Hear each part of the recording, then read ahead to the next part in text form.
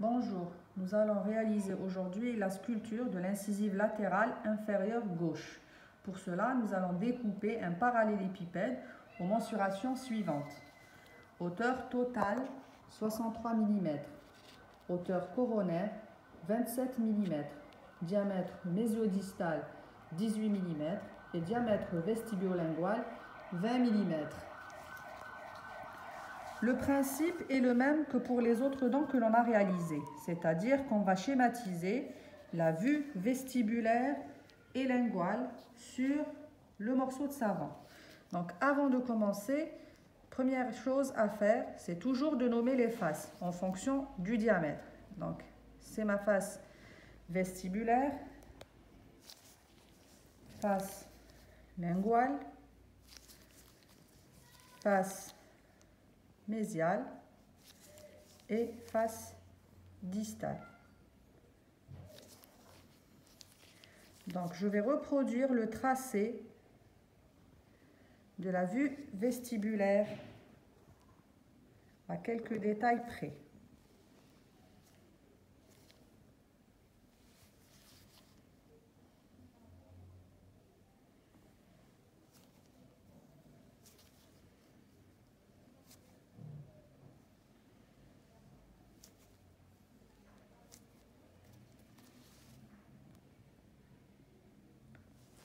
Je fais de même pour la face linguale.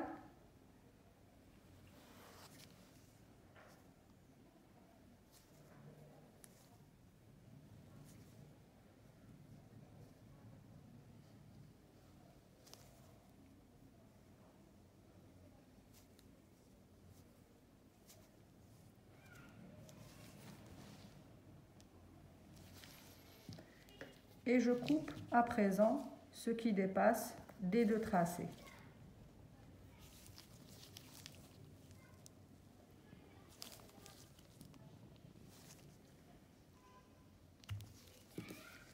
En laissant toujours une petite marge de sécurité au moment de la réalisation de l'ébauche.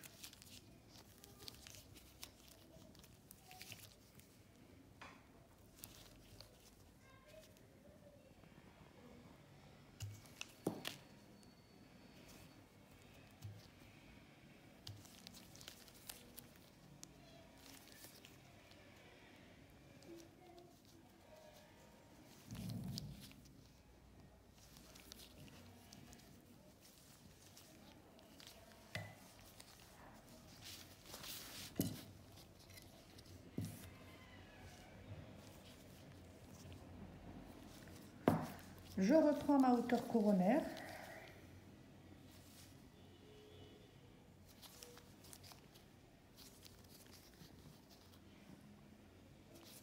Et je vais renommer les faces encore une fois pour ne pas me tromper. Donc, face mésiale et face distale. À présent, je vais passer aux faces proximales. Donc, je vais représenter le tracé de la silhouette en vue proximale mésiale et distale. On va repérer d'abord les éléments anatomiques importants, à savoir toujours une bosse au tiers cervical. À partir de là, donc, je dois avoir une inclinaison entre les deux tiers coronaires et le tiers coronaire qui se prolonge avec la racine de manière plus ou moins droite et un apex plus fin. Une concavité du côté lingual et une racine qui est beaucoup plus large du côté proximal, mésial et distal que sur la partie vestibulaire.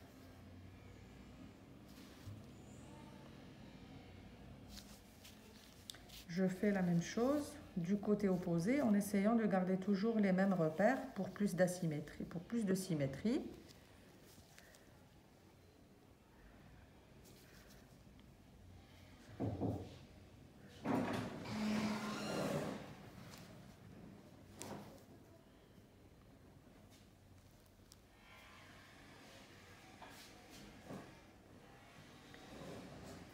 Et voilà donc la face distale.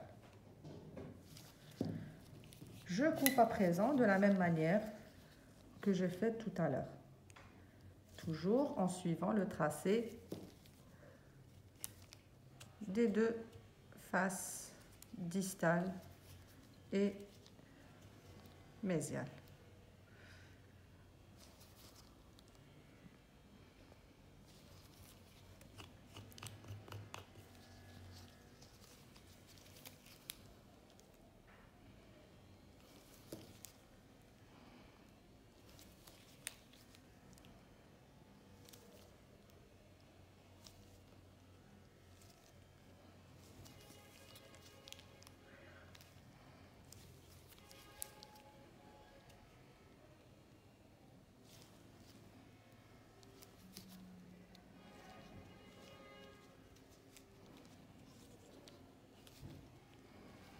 On essaie de couper de manière régulière pour avoir une belle ébauche.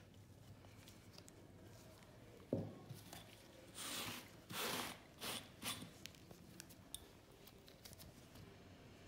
voici les vues proximales, distales et mésiales. À présent, je termine avec la vue occlusale et la section ovalaire de la racine, avec des faces proximales au niveau de la racine qui sont beaucoup plus larges que les faces vestibulaires et linguales. Pour cela, je vais devoir couper en bisolatéralement, toujours en direction du côté lingual, c'est la partie la plus réduite, sans toucher le bord libre. Je vais réduire la largeur de la face linguale sans l'éliminer pour avoir une section ovalaire au niveau de la racine et une vue plus ou moins triangulaire au niveau de ma vue occlusale.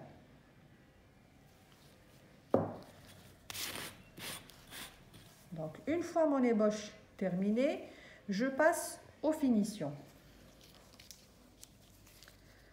Je commence toujours par la région du collet en fonction de la hauteur coronaire, bien sûr.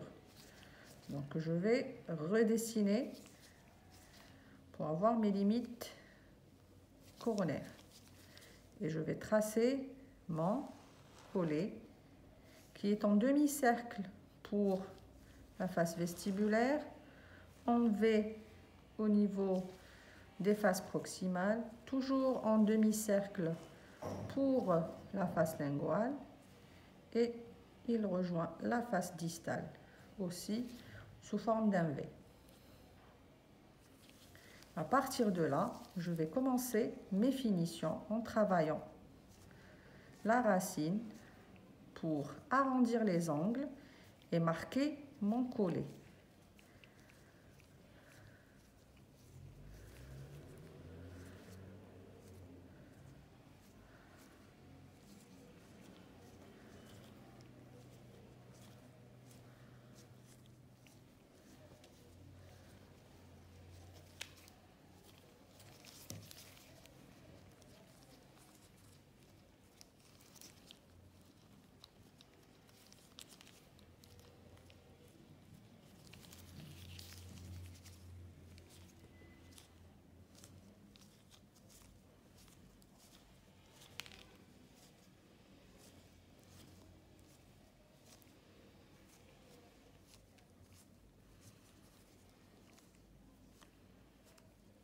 À chaque fois que je termine avec une face, je passe à la face d'à côté.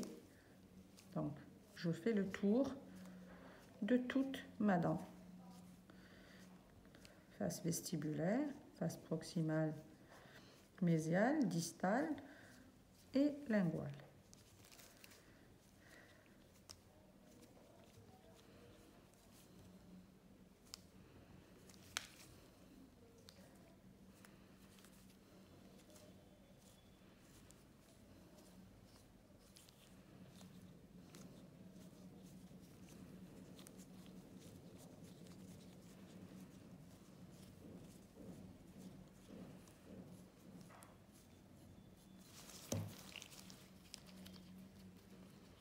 Et bien sûr, je vais arrondir les angles tout en affinant mon apex et en donnant l'orientation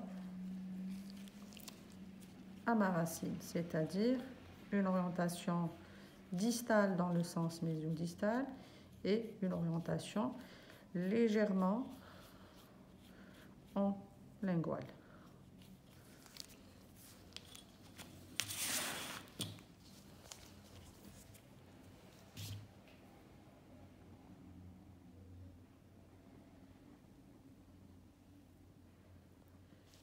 Je vais terminer de travailler mon collet en adoucissant les 2 mm cervicaux au niveau de ma couronne, juste avec la pointe du couteau pour avoir ce qu'on appelle un surplan.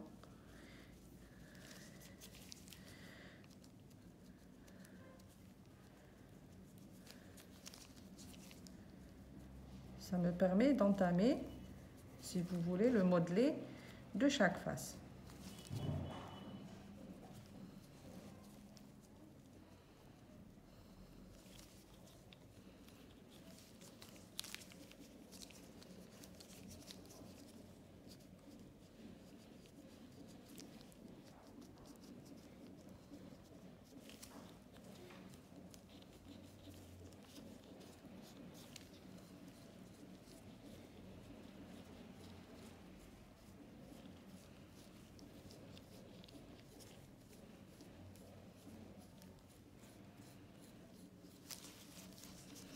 Voilà. Donc là, j'ai pratiquement fini avec ma racine. Je vais à présent entamer le modelé de chaque face. À commencer par la face vestibulaire, donc qui s'inscrit dans une forme de trapèze à grande base supérieure. Donc mes bords proximaux doivent nettement converger en direction du bord cervical. Donc je vais réduire latéralement pour marquer cette convergence. Sans toucher le bord libre. Je dois garder le même diamètre mésiodistal. Voilà. À présent, je vais arrondir les angles au niveau des bords proximaux de ma face vestibulaire.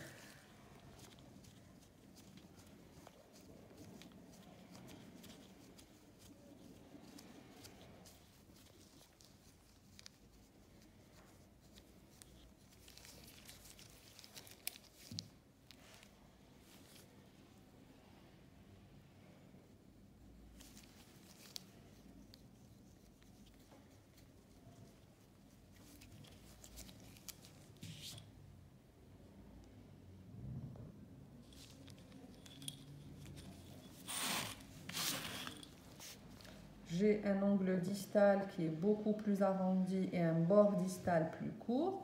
Donc pour cela, je vais couper à ce niveau-là, légèrement, pour avoir cet angle arrondi.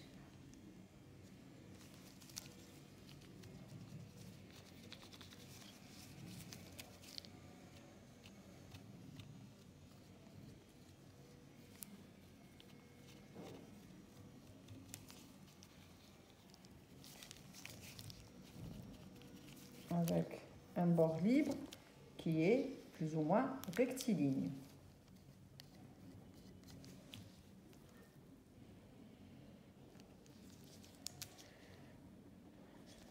Pour ce qui est donc des sillons, ce sont 2 sillons qui sont courbes, qui divisent la face vestibulaire en 3 lobes, le lobe central étant le plus important. Donc je vais essayer de les disposer de manière à ce que mes lobes respectent l'ordre de grandeur.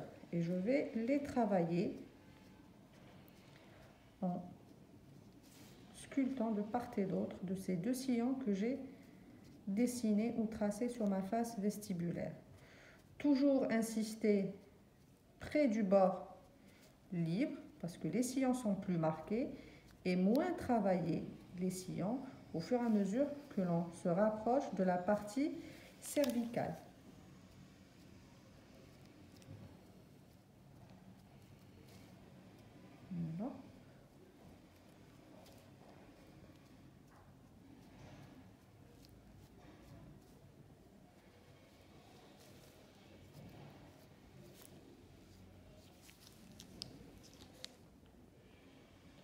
j'en ai fini pratiquement avec ma face vestibulaire et son modelé. Je passe aux faces proximales. Donc le modelé des faces proximales, il est assez simple. Vous avez une dépression près du bord cervical que l'on a travaillé déjà quand on a réalisé notre collé. Le reste de la face proximale, mésiale et distale sont convexes. Donc, quand on travaille les bords proximaux du côté vestibulaire et du côté lingual, le modelé de la face proximale va automatiquement devenir plus convexe. Donc, j'arrondis en fait les bords proximaux des faces vestibulaires et de la face linguale. Face vestibulaire, c'est déjà fait. Donc, je travaille le bord proximal au niveau de ma face linguale. Et voici donc mon profil convexe au niveau de ma face proximale. Convexité, concavité près du bord cervical. Je fais la même chose pour le côté opposé et j'arrondis donc le bord proximal au niveau de ma face palatine. Juste arrondir les angles et j'ai ma convexité au niveau proximal et ma concavité au niveau du tiers cervical. Je passe ainsi à ma face linguale et j'arrondis la région cervicale pour avoir la forme de demi-cercle voulue.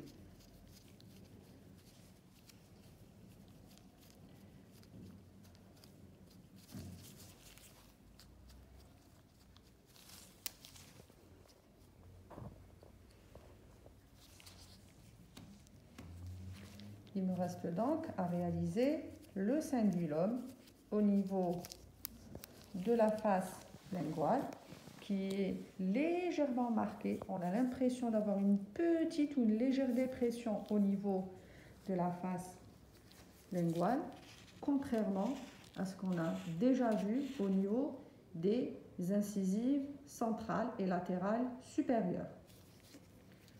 Donc on va simuler la présence de deux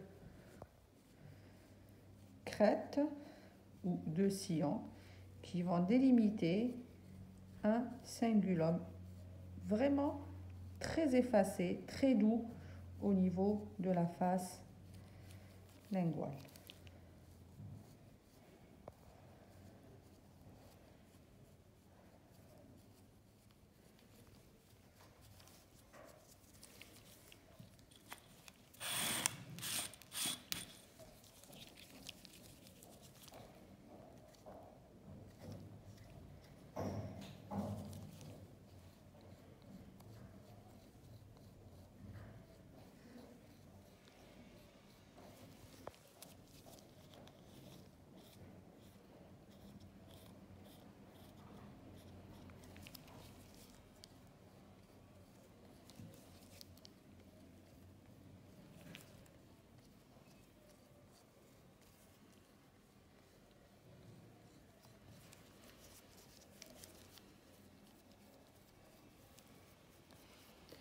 Voilà, donc arrive l'étape du lustrage de ma dent. Donc je vais prendre, pardon, il y a le sillon au niveau de les faces proximales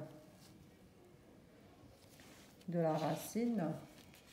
En vue mésiale et distale, vous avez un sillon. Donc on va tracer une ligne qu'on va travailler et qu'on va marquer un petit peu au centre et moins marqué au niveau des extrémités. Donc voici le sillon sur la face proximale.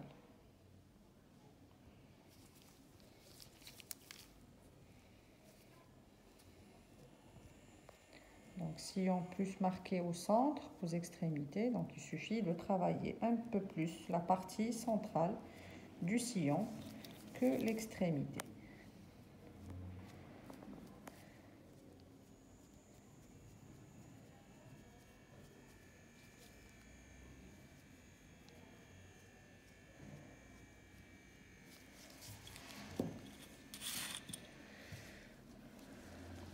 Voici donc la sculpture terminée. On va passer au lustrage au moyen d'un chiffon humide.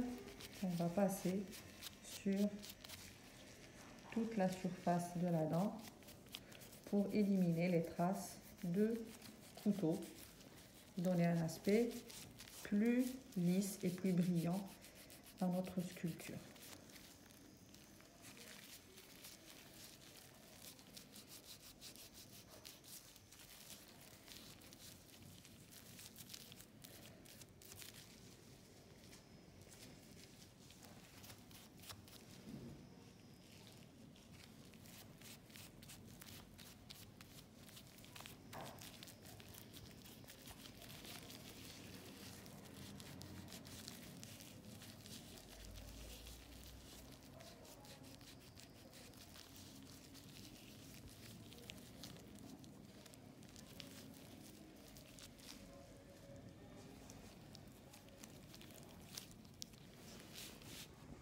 Donc voici la dent finie.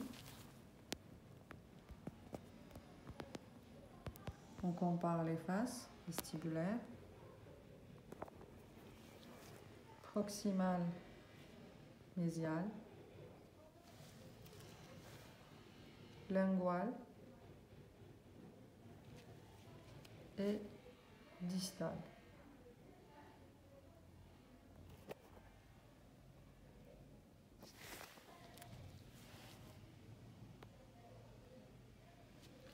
Enfin, nous avons la vue occlusale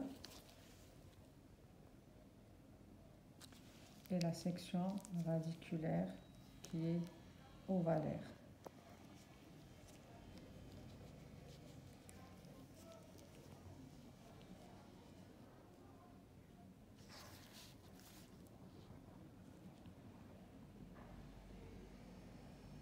Nous avons réalisé cependant l'incisive latérale inférieure, car l'incisive centrale inférieure est légèrement plus petite, étant donné que les caractères morphologiques sont identiques, c'est la même chose, sauf les dimensions de la latérale qui sont légèrement plus importantes. C'est pour cela qu'on a préféré réaliser l'incisive latérale inférieure. J'espère que ça a été clair. Je vous remercie.